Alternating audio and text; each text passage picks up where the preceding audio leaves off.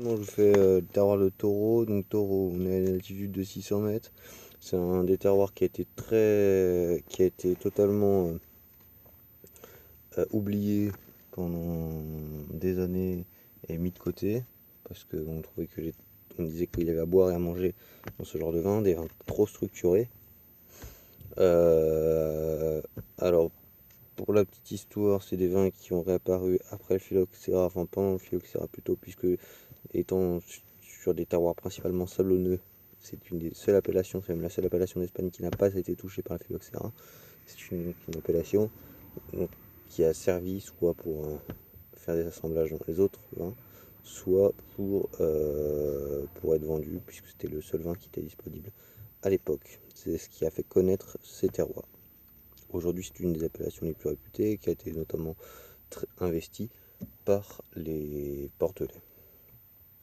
On est sur des terroirs qui sont très plats, des terroirs rouges, des terroirs de sable rouge, des terroirs avec quelques calcaires aussi, principalement sablonneux et calcaire, avec une roche-mère principalement euh, argileuse. Mais sinon, argile-sable. On retrouve donc sur ces terroirs euh, le Tempranillo, qui est un clone du Tempranillo, alors ce qu'on appelle donc, du coup la Tinta des Taureaux. Donc des clones qui ont vraiment une importance extrême, puisque sur chaque terroir ça change du tout de tout. Sur les terroirs de Ribera del Duero, on appelle ça la Tinta d'Alpeis, comme sur les terroirs de Rueda, ou bien la Tinta Finca.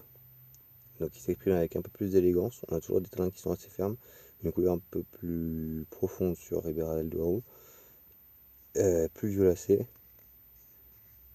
et alors des tanins beaucoup plus fermes sur les terroirs sur la Tinta des Taureaux.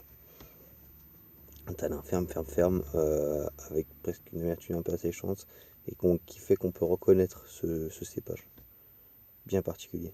Et sur une expression un peu plus de fruits noirs mûrs sur la Tinta des Taureaux. Donc à part cela, il y a aussi la moscatel, le muscat en fait, et le grenache qui est utilisé.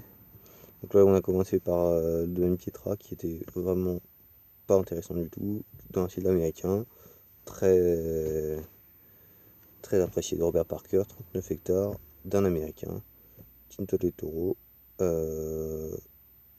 assemblage de différentes parcelles, gros élevage en fût de chêne, malolactif et en fût,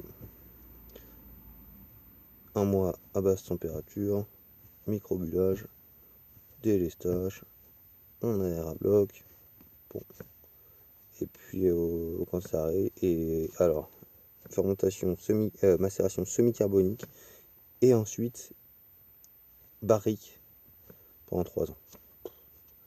Alors ensuite, ils font la crianza, donc c'était 6 mois. Ensuite, 6 mois en long de garde, ensuite 2 ans pour la Reserva, et puis c'était 3 ans et 2 ans de bouteille pour la grande Reserva. Voilà. Ensuite, donc, on a été chez Numantia, on a fait que 2 ce jour-là. Alors, Numantia, c'est très intéressant, c'est un produit de LVMH. Ça a vraiment commencé en 2008, si je ne me trompe pas. Et alors, des vins tout. Alors, un peu plus, c'est quand même technique, un peu plus dans un esprit légèrement épicé. Toujours beaucoup de fruits noirs, des tanins toujours un peu toujours fermes, mais qui gardent un peu plus en finesse, et puis de quoi accompagner, avec énormément de densité, de l'onctuosité, une texture de bouche puissante, structurée, mais très intéressante, et équilibrée quand même. Donc ça, c'était très beau, c'était bien fait. Trop de fûts pour la dernière cuvée. La deuxième, pour moi, était bon rapport qualité-prix. Voilà. Alors juste, je vous dis un petit peu, puis la petite histoire qui est intéressante à connaître.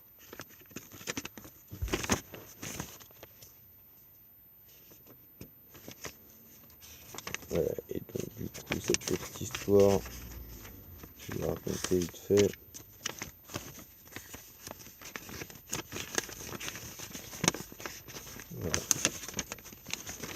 Alors, avant, c'était des vins. En 1987, le taureau a eu sa DO. L'histoire dont je vous ai parlé par rapport au phylloxéra. La Tita et le taureau, elle produit des grains qui sont beaucoup plus petits et beaucoup plus concentrés. Donc certains disent que c'est même pas, ça n'a rien à voir avec le Tempranillo, mais bon, apparemment c'est quand même un clone du Tempranillo. Là-bas, le climat comme Rueda, c'est 9 mois d'hiver et 3 mois d'enfer, tellement c'est chaud. Ensuite,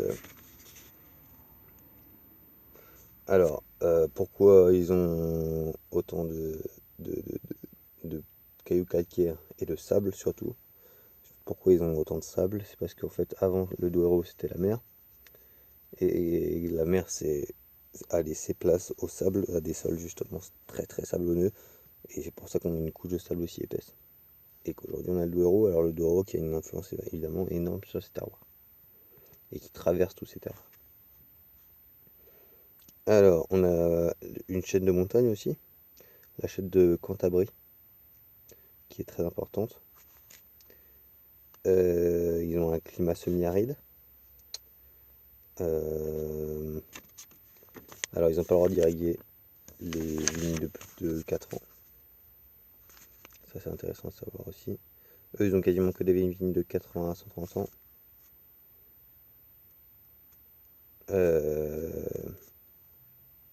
Ils ont très peu de densité dans leur vigne. Et ils ont laissé de la place entre chaque vigne pour qu'ils conservent de l'eau. Que du gobelet quasiment là-bas. Rien n'est pas lissé. Voilà, ils ont 80 hectares de vignes, 83 hectares de vignes, pardon. Ils sont à 600 à 800 mètres, donc ça c'est très important de savoir. C'est ce qui permet aussi de garder une certaine fraîcheur. Leur onologue s'appelle Stéphane Point. Et il travaille principalement en bio. Et même pas principalement, il travaille en bio, totalement. Ils font des macérations à froid. Toutes leurs cuves sont séparées en parcellaires. Bon, ils ont que des demi-muits 225 ou 225. Et vaches 6 mois, 18 et 22 mois. Sur 3 différentes cuvées. Des cuves principalement françaises là-bas, de toute façon on trouve quasiment que des françaises, quelques d'américaines Mestrer. Voilà. Ensuite, ils font principalement la différence entre chaque, c'est ça va être l'âge des vignes. Voilà. Allez, ciao.